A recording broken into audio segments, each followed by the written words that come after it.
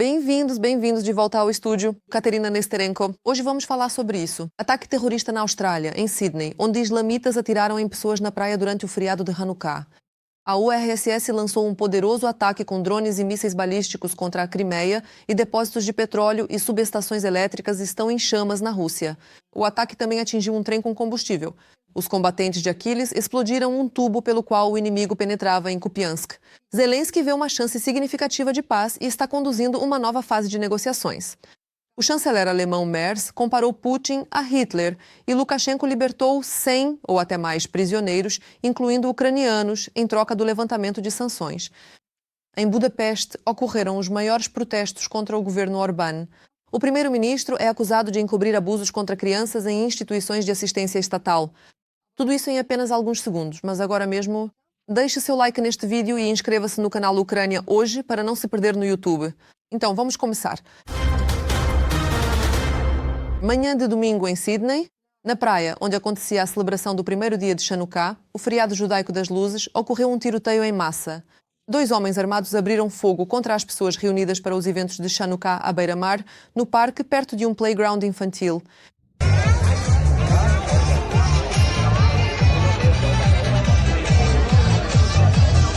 De acordo com a polícia de Nova Gales do Sul e a mídia internacional, pelo menos 12 pessoas morreram, incluindo um dos atiradores, que foi morto pela polícia.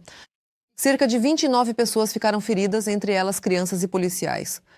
O incidente foi oficialmente reconhecido como um ato terrorista direcionado contra a comunidade judaica.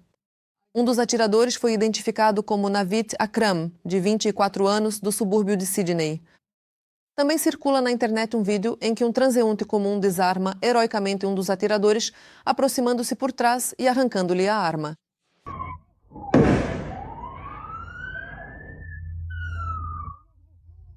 O primeiro-ministro da Austrália, Anthony Albanese, chamou o ataque de mal do antissemitismo e um golpe no modo de vida dos australianos. E na Rússia, mais uma noite de estabilidade. Na noite de 14 de dezembro, em todo o país e na Crimeia não ocupada, instalações petrolíferas, subestações e alvos militares estavam em chamas. O inimigo esperava a balística ucraniana, e ela veio. A Crimeia, temporariamente ocupada, recebeu intensamente drones e mísseis. Explosões ecoaram por toda a península.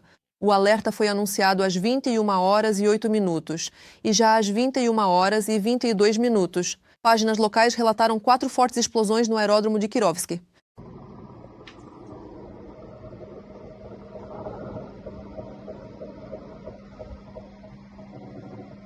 Durante toda a noite, explosões foram ouvidas em Feodósia, Simferopol, Sebastopol e outras regiões da península. Perto da ocupada Simferopol, um depósito de petróleo pegou fogo no povoado de Bitumnoye.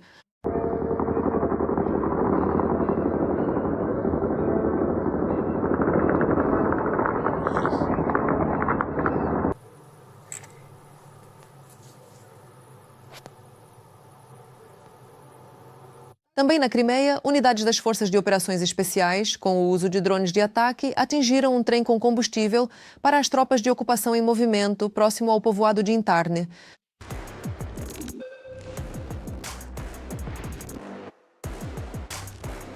Uma subestação elétrica em Dzhankoi pegou fogo. Além disso, segundo dados oficiais do Estado-Maior das Forças Armadas da Ucrânia, 2 bases de combustíveis e lubrificantes foram atingidas no território temporariamente ocupado da península. E não só isso. Nossos soldados atingiram 2 bases de combustíveis e lubrificantes, uma estação de radar Casta 2 e 2 e um elemento caro para sistemas de defesa aérea. S-300-400, estação de radar 96 EL-6E. O grau dos danos está sendo esclarecido. As redes relataram que o perigo de drones esteve presente em pelo menos 13 regiões da Rússia. 4 aeroportos russos suspenderam suas operações. Vantes atingiram uma base de petróleo na cidade de Uriupinsk, na região de Volgogrado. Reservatórios com derivados de petróleo pegaram fogo.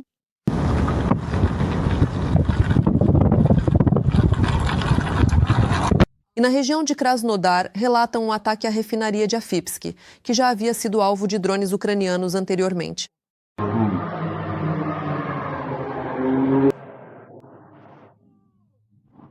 A cidade foi coberta pelo meio-dia. Escuridão, poxa vida, as casas particulares ficaram totalmente sem energia. Mas isso não é tudo. Cerca de 10 explosões ecoaram no céu sobre Smolensk. A refinaria Slavneft Janos foi atacada. Moradores relatam que incêndio começou em bairro.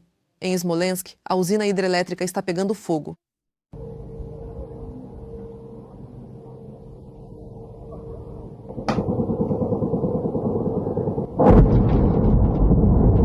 Explosões foram relatadas em Tula e Shtiokino. Em Shtiokino está localizada a empresa química Shtiokino Azot, que está sob sanções ucranianas. E na fábrica química russa Okron, em Velik Novgorod, após o ataque de drones em 11 de dezembro, os russos tentaram reiniciar a oficina danificada. O resultado foi positivo. Veja por si mesmo.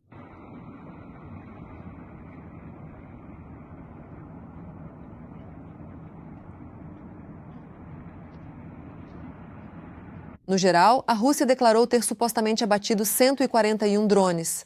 No entanto, após uma noite tensa, parte dos assentamentos ficou sem eletricidade. Lendo os comentários dos episódios anteriores, vejo que muitos nos assistem do Cazaquistão, Moldávia, Europa e até do Zerreneua. Nós, ucranianos, somos muito gratos pelo seu apoio e orgulhosos de termos espectadores tão sensatos. Escreva também neste episódio de qual país você nos assiste e se aí apoiam nossa luta contra o Império do Mal. Sempre leio seus comentários com prazer. E nós, por enquanto, continuamos. A seguir, o mais interessante. Ficou conhecido mais um crime de guerra cometido pelos ocupantes. Militares russos fuzilaram 2 civis em Kupiansk, na região de Kharkiv. Isso foi relatado no Facebook pelo chefe da administração militar distrital local, Andriy Konoshevich.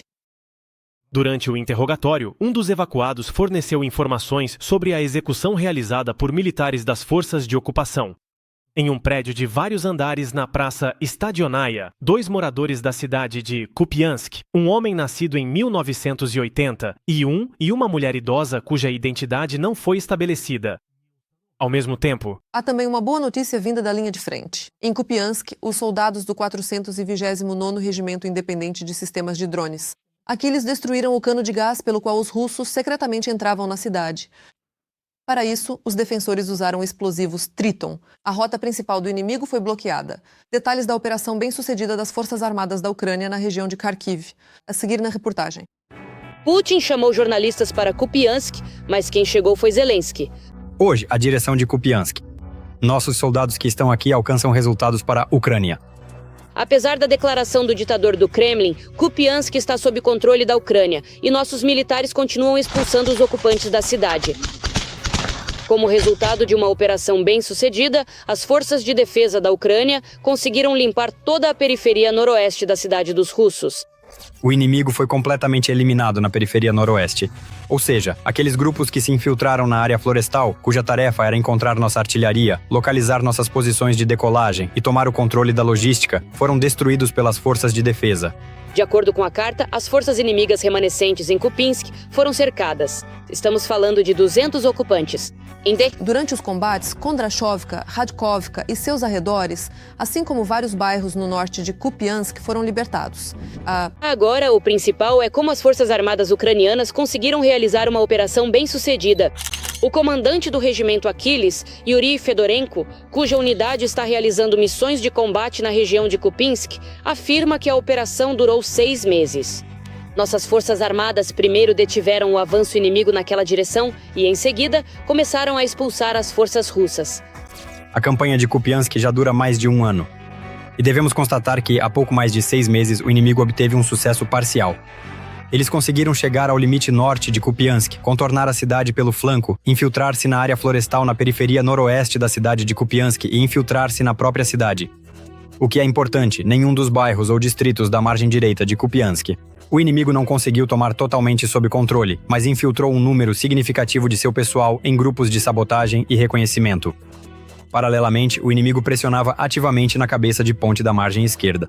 Ao inimigo foi dada a tarefa de tomar Kupiansk, Livoberezhny e Kupiansk-Uzlovoy até 1º de novembro de 2024. Mas as diversas formações militares das Forças Armadas da Ucrânia, das Forças de Defesa em geral e as unidades de forças especiais estão ativamente repelindo as ações do inimigo na cabeça de ponte da margem esquerda. Os russos realmente pressionaram continuamente na região de Kupiansk para entrar na cidade. Os ocupantes chegaram a usar o gasoduto. Na Rússia, acreditavam tanto que essa pressão seria suficiente que acabaram enganando a si mesmos. E no Kremlin aconteceu mais um episódio em 3 dias. A unidade do agrupamento Zapad libertou a cidade de Kupiansk. Ou seja, é isso, terminaram completamente. Exatamente, a cidade está sob nosso controle. Mas vamos voltar aos esforços dos defensores ucranianos. As forças de defesa da Ucrânia conseguiram virar a situação a seu favor, inclusive graças ao corte da logística do inimigo. Como resultado disso, segundo o especialista militar e político e militar das Forças de Defesa Territorial das Forças Armadas da Ucrânia, Alexander Musienko, os ocupantes ficaram sem reservas. Os russos tentaram construir passagens sobre o rio Oskol em diferentes áreas, mas as unidades ucranianas as destruíram. Isso não permitiu que os ocupantes avançassem a partir do leste. O inimigo tentou restabelecer a travessia, teve algum sucesso, mas depois ela foi cortada novamente. Fyodorenko também confirma o corte da rota dos ocupantes pelo rio Oskol. O abastecimento logístico para aqueles do lado inimigo que estavam e ainda estão em Kupiansk começou a ser realizado pelo inimigo por via aérea, utilizando seus drones. Em contrapartida, o inimigo nessa direção tentou sistematicamente destruir também a nossa logística. Esse é um desafio muito difícil para as forças de defesa, porque para garantir o abastecimento do seu agrupamento de tropas, as forças de defesa precisam assegurar a logística, o fornecimento de munições, o envio de suprimentos, realizar evacuação médica e todas as atividades relacionadas à manutenção das posições de combate e ao apoio logístico das cabeças de ponte. Atualmente existe uma certa quantidade de travessias, não vou especificar, do lado direito para o lado esquerdo do rio, constantemente atacadas pelo inimigo. Há dias em que até 50 bombas aéreas guiadas caem na área das travessias, além das asas de ataque do inimigo, drones com fibra óptica, e o inimigo também utiliza armamento de foguetes. Neste caso, é especialmente importante destacar o trabalho das tropas de engenharia e de outras unidades estruturais das forças de defesa, que realizam tarefas de proteção, defesa dessas mesmas travessias e sua restauração após ataques de fogo massivos do inimigo. A operação continua, pois os soldados russos ainda estão na parte central da cidade. As forças de defesa continuam a localizá-los e destruí-los. Os russos estão sofrendo grandes baixas nessa direção graças ao trabalho coordenado do 2º Corpo da Guarda Nacional da Ucrânia, Kartia, com unidades das Forças Armadas da Ucrânia, GUR, SSO, SBU, Alfa, KORD, VSP e o Grupo Tático Kupiansk. No total, de 22 de setembro a 12 de dezembro, foram eliminados 1.027 militares russos. 291 ficaram feridos, 13 foram feitos prisioneiros. Mais de 200 ocupantes foram libertados da cidade. Todas as suas tentativas de romper a defesa são repelidas. Kupiansk está sob controle de fogo das forças de defesa. O acesso terrestre do inimigo está completamente bloqueado. A operação foi realizada sob o controle direto do comandante-em-chefe das Forças Armadas da Ucrânia, Syrskyi, e do comandante da ONG, Pivinenko. Ao mesmo tempo, Nikolaevsky Vanek e o jornalista da Rádio Liberdade, Yegor Loginov, escrevem que a Operação Kupin foi concebida, planejada e executada pelo comandante do Grupo de Forças Conjuntas, o Major-General Mikhailo Dropati. Sem reservas adicionais, com as forças e recursos existentes. Contra um adversário superior em quase todos os aspectos. Dropati, que foi transferido às pressas para a região de Kharkiv em maio de 2024 para impedir o avanço do exército russo na direção de Vovchansk. E ele parou. Ele liderou a destituição da região de Kherson em 2022. E... outro detalhe curioso, ou melhor, um motivo para a histeria entre os propagandistas russos. Zelensky, ao visitar os militares ucranianos na direção de Kupiansk, estava a pouco mais de 1 quilômetro da posição russa e a 500 metros da zona cinzenta, onde os combates continuam. Como está a situação de segurança lá? Para que todos entendam até que ponto o presidente está disposto a ir para demonstrar ao mundo inteiro e aos nossos parceiros estratégicos, em particular aos Estados Unidos da América, as conquistas do seu povo e do exército ucraniano. Aquela área, vocês viram as redes de proteção na mensagem do presidente, é bastante intensamente atacada por drones inimigos com fibra óptica, que não podem ser neutralizados por guerra eletrônica. Alguns tipos de artilharia reativa e autopropulsada do inimigo também conseguem atingir essa área. Ou seja, isso demonstra a confiança ilimitada do comandante supremo, o comandante-chefe, nas forças de defesa. E a enorme capacidade das forças de defesa de proporcionar ao presidente a oportunidade de mostrar ao mundo inteiro a situação real. Assim, as forças de defesa ucranianas, mais uma vez, reduziram a zero a pressão midiática do Kremlin, expondo Putin. Seja como mentiroso, seja como tolo... Eu, por minha vez, nunca deixo de me admirar com a coragem e o heroísmo dos guerreiros ucranianos. Eles mantêm a linha de frente e enfrentam uma horda enorme que os supera significativamente em número. Por isso, peço que apoiem as Forças Armadas da Ucrânia. E se não for possível fazer isso financeiramente, escrevam palavras de apoio para eles nos comentários. Enquanto isso, o presidente da Ucrânia, Volodymyr Zelensky, já está na Alemanha. Em sua agenda está prevista uma reunião com a equipe de negociação americana. A principal atenção está voltada para garantias de segurança confiáveis para a Ucrânia, para que a experiência do Memorando de Budapeste e a invasão russa nunca se repitam. Representantes dos SOSWA também chegaram a Berlim para realizar mais uma rodada de negociações, cujo objetivo é firmar um acordo para encerrar a guerra da Rússia contra a Ucrânia. Anteriormente, o presidente da Ucrânia, Volodymyr Zelensky, declarou que autoridades ucranianas, americanas e europeias realizarão uma série de encontros em Berlim nos próximos dias. O mais importante é que me encontrarei com os enviados do presidente Trump, além de haver reuniões com nossos parceiros europeus e com muitos líderes para discutir o estabelecimento dos alicerces da paz, um acordo político para o fim da guerra. Pois bem, cruzemos os dedos e aguardemos declarações oficiais.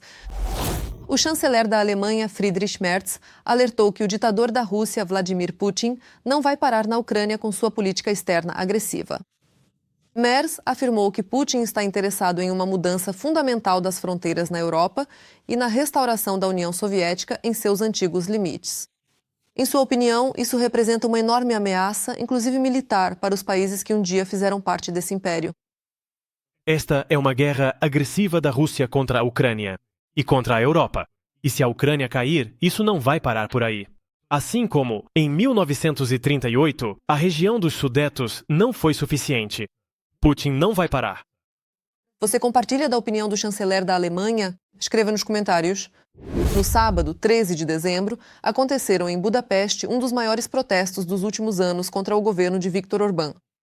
Dezenas de milhares de pessoas, estimadas entre 30 e 50 mil, saíram às ruas geladas com tochas nas mãos e brinquedos de pelúcia, simbolizando as crianças inocentes vítimas. A coluna foi liderada pelo líder do partido de oposição TISA, Péter Magyar, que exigiu diretamente a renúncia do primeiro-ministro. Como relatam a mídia local e internacional, os protestos eclodiram após o vazamento de imagens chocantes de um centro para menores em Budapeste, nas quais um funcionário agride brutalmente um adolescente. Nesse contexto, Magyar divulgou um relatório oficial até 2021, no qual são descritos problemas generalizados de violência em instituições estatais de proteção à criança. O Ministério do Interior da Hungria reconheceu a autenticidade do documento. A oposição afirma que o governo preferiu, durante anos, silenciar e encobrir os crimes.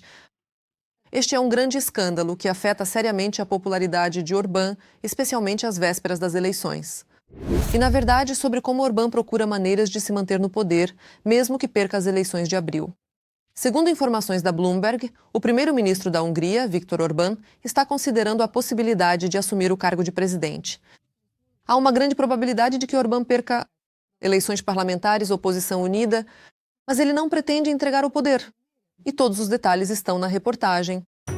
Operação Poder Eterno. 15 anos como primeiro-ministro, mas nem isso é suficiente. Nossa vitória nas eleições é tão grande que pode ser vista até da Lua e de Bruxelas ainda mais. A Hungria está preparando uma manobra política que lembra cada vez mais o cenário russo. Viktor Orbán é um dos candidatos ao papel de um segundo Putin dentro da UE. Na minha opinião pessoal, isso é um assunto extremamente delicado. Não se pode, de forma alguma, dizer que o primeiro-ministro Orbán não possa, ser absolutamente e inequivocamente pró-Rússia. Tem que ser pró-húngaro. E, na verdade, não é por acaso. Sua popularidade está caindo porque hoje ele é excessivamente pró-Rússia. E, nesse sentido, se Orbán cair completamente sob a influência de Moscou, isso pode ainda mais impulsionar a onda de protestos dentro do país. O momento decisivo serão as eleições parlamentares de 2026. Segundo as pesquisas, o partido de Orbán pode perder pela primeira vez em muitos anos. E é justamente aqui que surge o plano de reescrever a Constituição e ocupar o cargo de presidente. No fundo, há apenas um motivo. É o desejo de permanecer no poder o máximo possível. Para quê?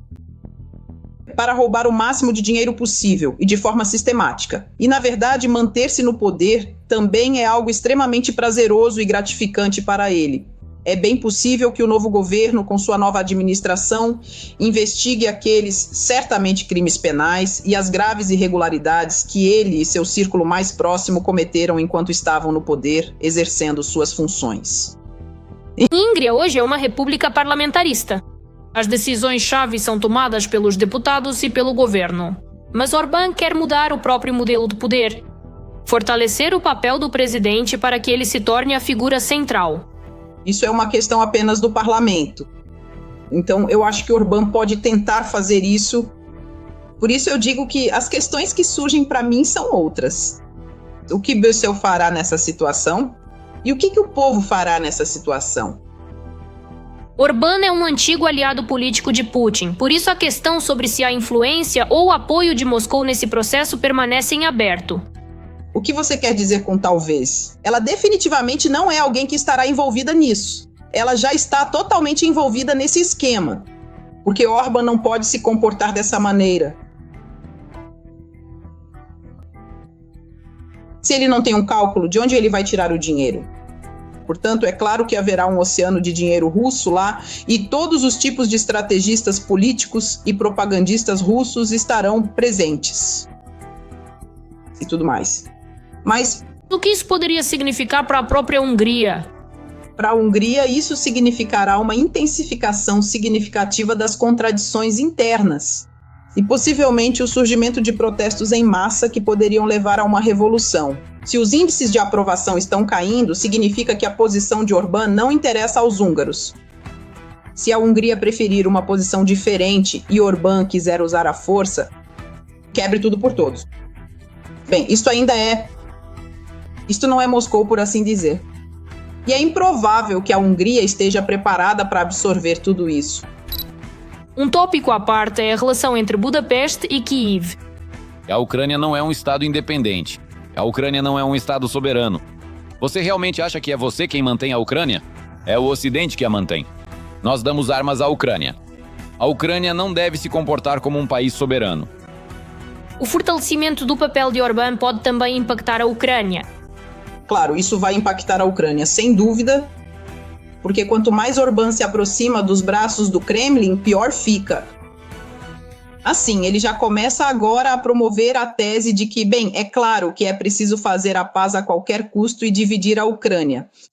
Ou seja, Orbán vai promover a tese do Kremlin sobre a divisão da Ucrânia. Na minha opinião, isso é óbvio. Não é a primeira vez que Orbán levanta a questão de ampliar o papel do presidente. Durante os anos no poder, ele já revisou as regras eleitorais. E em 10 de dezembro, o Parlamento na Hungria chegou a aprovar um projeto de lei que no futuro dificultará a destituição do presidente do cargo. No entanto, oficialmente, o representante de Orbán chamou essas informações de falsas. Como na história com o Kremlin, nós sempre acreditamos nos nossos próprios olhos e ouvidos. Portanto, se vemos que já no parlamento estão sendo promovidos alguns projetos de lei para dificultar o impeachment do presidente e amanhã haverá aumento dos poderes do presidente, fica claro para onde isso está indo. Mas, novamente, acreditamos nas pesquisas, entendemos que Orbán, muito provavelmente, perderá as eleições da primavera. E, por isso, ele já está tentando fazer alguma coisa agora. Em troca do levantamento das sanções, o autoproclamado presidente de Belarus, Alexander Lukashenko, libertou mais de 100 prisioneiros, entre eles 5 ucranianos. O chefe da GUR, Kirilo Budanov, recebeu pessoalmente todos os libertados do cativeiro bielorrusso.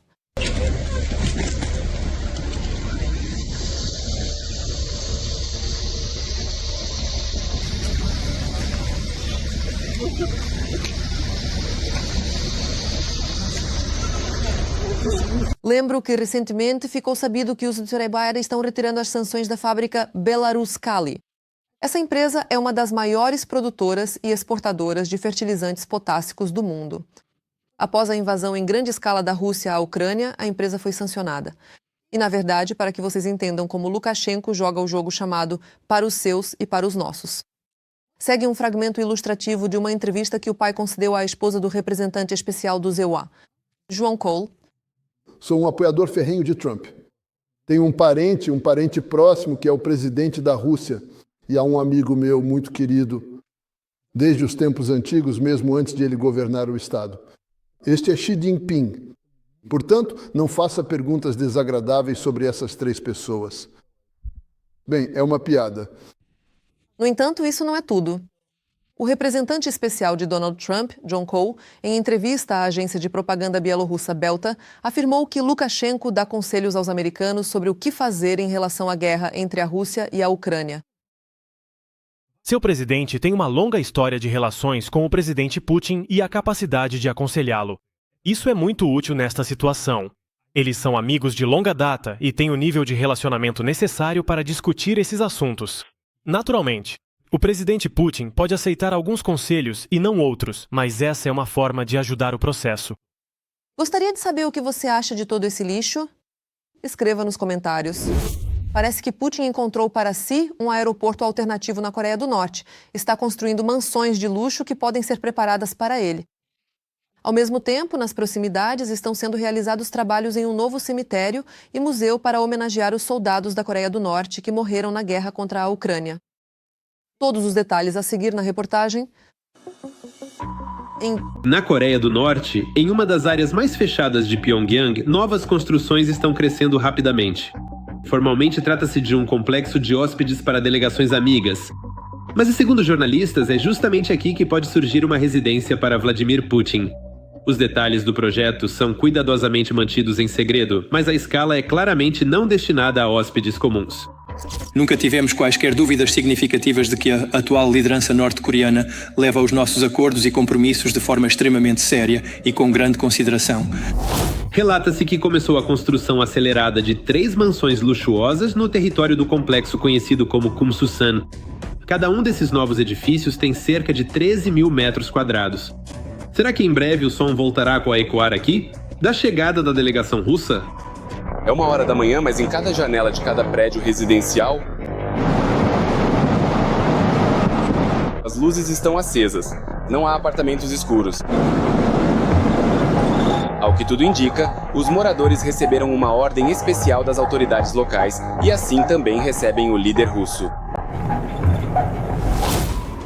A construção em um local tão simbólico não é por acaso. É exatamente nesta área que recebem aqueles a quem o regime da Coreia do Norte deseja demonstrar um tratamento especial. Se o Kremlin hoje busca um novo apoio confiável no cenário mundial, Pyongyang, ao que parece, está pronto para oferecer não só esse apoio, mas também um teto sobre a cabeça.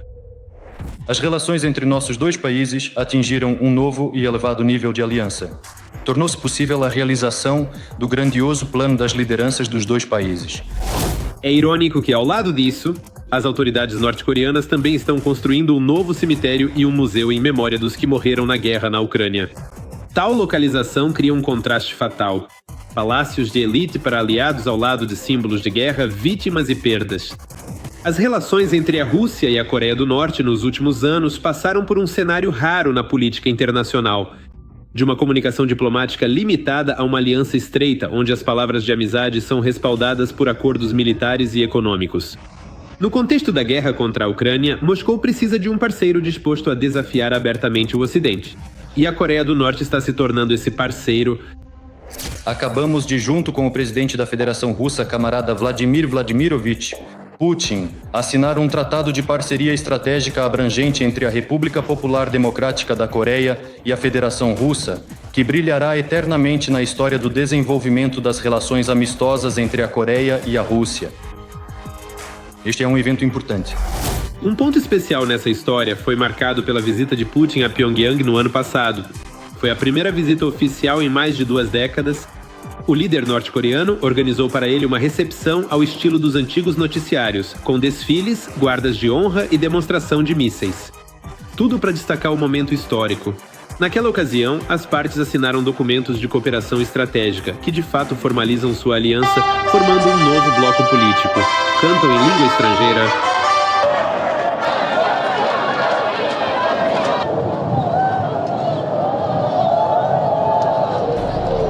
Desde então, a troca de gestos só se intensificou.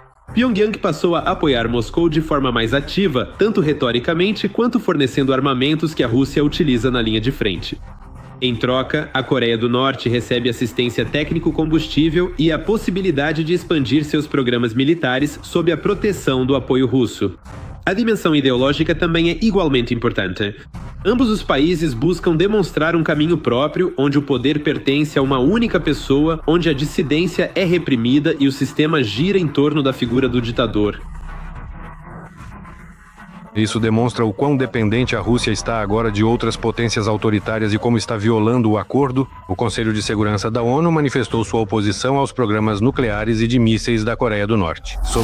Nesse contexto, a construção da residência em Pyongyang parece mais um passo lógico do que uma notícia inesperada. O surgimento de um local permanente para delegações russas, possivelmente também para visitas prolongadas do próprio Putin, reforça a impressão de que Moscou e Pyongyang estão preparando uma cooperação não para 1 ou 2 anos, mas para décadas. As mansões no centro da capital da Coreia do Norte podem se tornar uma espécie de casa russa em um país que já vive isolado, mas que agora abre cada vez mais as portas para visitantes russos. A construção continua e imagens de satélite mostram que o trabalho avança rapidamente. Os alicerces já foram lançados, os edifícios estão sendo erguidos e o território está se expandindo. A Coreia do Norte não está acostumada a desperdiçar recursos à toa. Se mansões desse porte estão sendo construídas em um dos locais mais fechados de Pyongyang, isso significa que seu papel já está definido. No futuro político da aliança, É isso por hoje. Deixe seu like neste vídeo e não se esqueça de se inscrever no nosso canal Ucrânia Hoje, para não perder nossos próximos episódios. Até a próxima!